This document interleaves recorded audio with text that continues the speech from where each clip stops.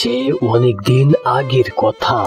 একটি জঙ্গলে বাস করত দুটি রাজহাঁস ও একটি লোভী বাঘ। রাজহাঁস দুটি সব সময় বাঘের ভয়ে ভয়ে থাকত। কখন না কখন যেন রাজহাঁস দুটি বাঘের শিকার হয়ে যায়।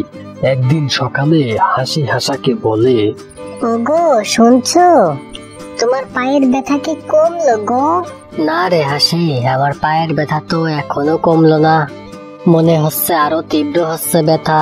তা আমি বলি কি, আজকে তুমি একাই খাবারের খোঁজে যাও। আমি একাই যাব? আমার তো ভয় লাগে গো।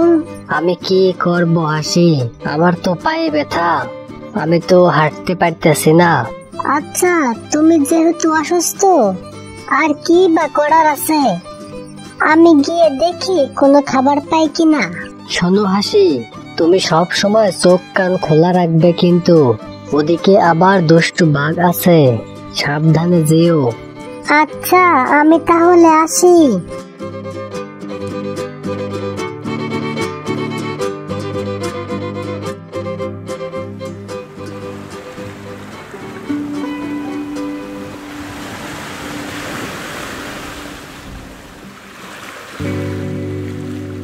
আমার তো পেট ভরে গেল, কিন্তু এখন হাসার জন্য খাবার নিয়ে যেতে হবে। দেখি আর দুটো মাছ পাই কিনা।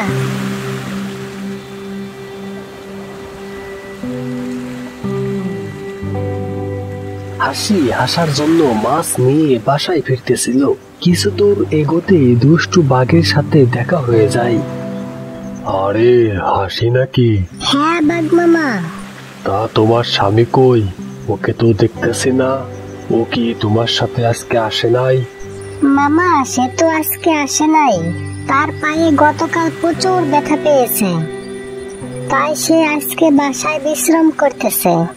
এই তো সুযোগ, এখনই হাসিকে খেয়ে ফেলি, বেশি দেরি করা যাবে না। বাঘ মামা, তা তুমি কি দুষ্টু প্ল্যান করতেছো? আমাকে খাওয়ার প্ল্যান করে তোমার কোনো লাভ নেই, কারণ সিংহরাজা ওইখানে বসে আমাদেরকে দেখতেছে। না রে, এখনই হাসিকে খাওয়া যাবে না। সিংহরাজা বলে আমাদেরকে দেখতেছে। এমনিতেই দুদিন আগে রাজামশাই আমাকে লাস্ট ওয়ার্নিং দিছে। আজকে যদি হাসিকে খেয়ে ফেলি, তাহলে রাজামশাই আমাকে জঙ্গল থেকেই বের করে দিবে। আরে না হাসি, আমি এখন ভালো হয়ে গেছি। আমি তোমাকে দাঁড়া করলাম কারণ আমি তোমার বন্ধু হয়ে থাকতে চাই। জানো তো, আমার না এই জঙ্গলের ভেতর কোনো বন্ধু নেই। তুমি কি আমার বন্ধু হবে?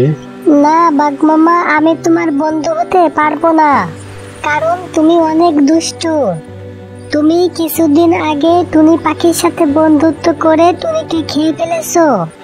তোমাকে বিশ্বাস করা যাবে না।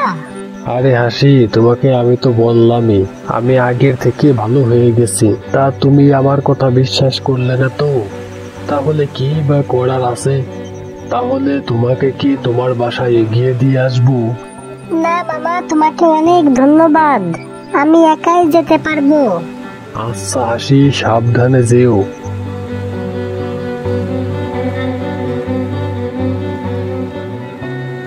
এখন থেকে এমন ভাবে শিকারগুলো করতে হবে, কোনো প্রকার প্রমাণ যেন না থাকে। কোন রকম প্রমাণ যদি থাকে, তাহলে রাজামশাই আমাকে জঙ্গল থেকে বের করে দেবে।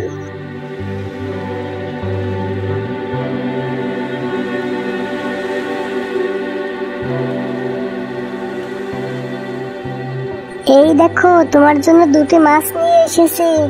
আগে বলো তো, তোমার কোনো অসুবিধা হয়নি তো আবার? আরে না, কোনো অসুবিধা হয়নি। আরো কি হয়েছে জানো? কি হয়েছে বলো। শোনো, ওই যে দুষ্টু বাঘ আছে না, ও কিন্তু আগের থেকে অনেক ভালো হয়ে গেছে। তা তুমি বুঝলে কিভাবে? শুনবা তো আগে। আজকে বাঘ মামার সাথে দেখা হয়েছিল। আমি না প্রথমে ভয় পেয়ে গিয়েছিলাম। তারপর? বাঘ মামা আমাকে বলে, তুমি কি আমার বন্ধু হবে? আমি বলে দিলাম না, আমি তোমার বন্ধু হতে পারবো না।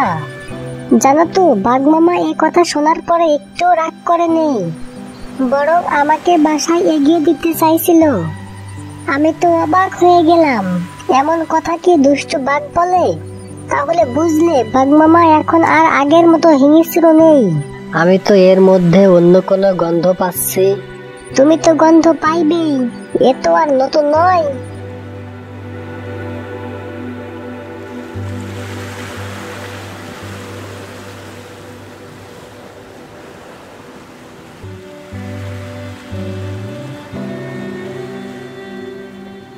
ওগো শুনছো?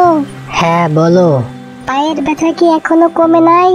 না রে হাসি, আমার পায়ের ব্যথা তো এখনো কমলো না, মনে হচ্ছে আরো তীব্র হচ্ছে ব্যথা। আচ্ছা ঠিক আছে, আমি ফিরতে সময় তোমার জন্য খাবার ও ব্যথানাশক লতা নিয়ে আসবো। তাহলে দেখে শুনে যেও, আর তাড়াতাড়ি করে বাসায় ফিরে এসো। তুমিও সাবধানে থেকো, আমি তাহলে আসি।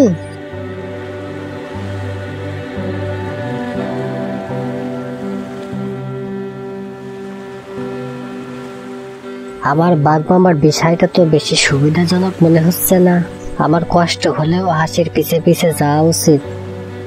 এমন কথা বলে হাসা হাসির পিছে পিছে যেতে লাগে।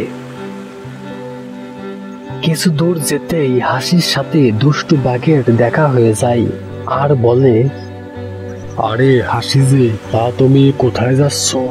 আরে বাঘ মামা, আমি তো ব্যথানাশক লতা খুঁজতেছিলাম, কিন্তু পাচ্ছি না। তুমি কি ব্যথানাশক লতার সন্ধান জানো? এই তো সুযোগ, এই সুযোগ আর হাতছাড়া করা যাবে না, এখনই কাজে লাগাতে হবে। আরে হাসি, এই ব্যাপার তাহলে? আমি তো জানি ব্যথানাশক লতা কোথায় আছে। কোথায় আছে মামা, বলো না আমায়। চলো আমি তোমাকে নিয়ে যাই, আমার সাথে এসো। এমন কথা বলে দুষ্টু বাঘ হাসিকে গভীর জঙ্গলের দিকে নিয়ে যেতে লাগে। আরে দুষ্টু বাঘ হাসিকে নিয়ে কোথায় যাচ্ছে? মনে হচ্ছে তো জঙ্গলের মাঝে বাঘের যে গোপন আস্তানা আছে ওখানে নিয়ে যাচ্ছে।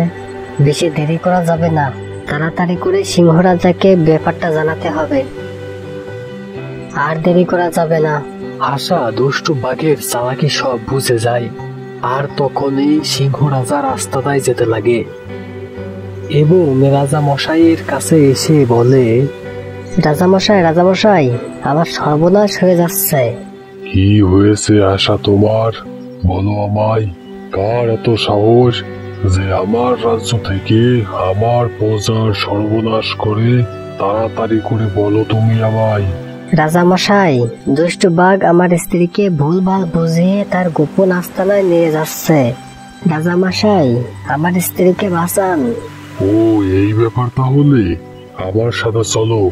আজকে বেটা বাঘের কোনো নিস্তার নেই, বাঘকে এর আগে অনেকবার সতর্ক করা হয়েছে।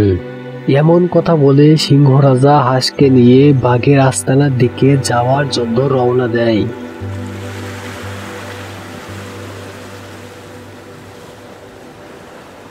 মামা, তুমি এই কোথায় নিয়ে আসলে আমায়? আমি তো কোথাও ব্যথানাশক লতা দেখতেছি না। আরে বোকা, তুই আমার কথা বিশ্বাস করলি? আর তুই কি ভেবেছিস তোদেরকে সাহায্য করার জন্য আমি এত কষ্ট করব? মিথ্যাবাদী বেঈমান, তুমি আমার সাথে প্রতারণা করলে আমি তোমায় কঠিন শাস্তি দিব। আরে তুই কি শাস্তি দিবি? আমি তো তোকে এখনই খেয়ে ফেলবো। তুই তো থাকবি আমার পেটে, তখন তুই পেটে গিয়ে শাস্তি দিস। হা হা হা।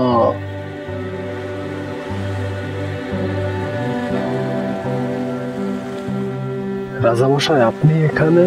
বেটা, তোর জন্য আমি তো ঘুমিয়েও শান্তি পাচ্ছি না। রাজামশাই, আমি আবার কি করলাম যে আমার কারণে আপনি ঘুমাতে পারতেছেন না? তুই তো সব নষ্টের গোড়া। তোকে আমি এর আগে লাস্ট ওয়ার্নিং দিয়েছিলাম, তা কি তোর মনে নেই? মনে আছে রাজামশাই। তাহলে তুই এমন কাজ আবারও করলি কেন? এর শাস্তি কি হতে পারে তা তুই নিজের মুখেই বল। রাজামশাই, এবারের মতো ক্ষমা করে দেন আমায়। আমি আপনাকে কথা দিচ্ছি, আমি আর এমন কাজ কখনোই করব না। রাখ তোর কথা, এর আগে এমন কথা তুই আমাকে বহু শুনিয়েছিস। আজ তোর নিস্তার নেই, আজকে তোকে শাস্তি পেতেই হবে। তোর শাস্তি হলো, এই যে পাশে জলাশয় দেখতেছিস, এই জলাশয়ে গলা পানিতে নেমে দাঁড়িয়ে থাকতে হবে তোকে 7 দিন। 7 দিন পর তুই যদি জীবিত থাকিস তাহলে উঠে আমার আস্তানায় যাস, আর যদি মরে যাস তাহলে তো চলেই গেলি।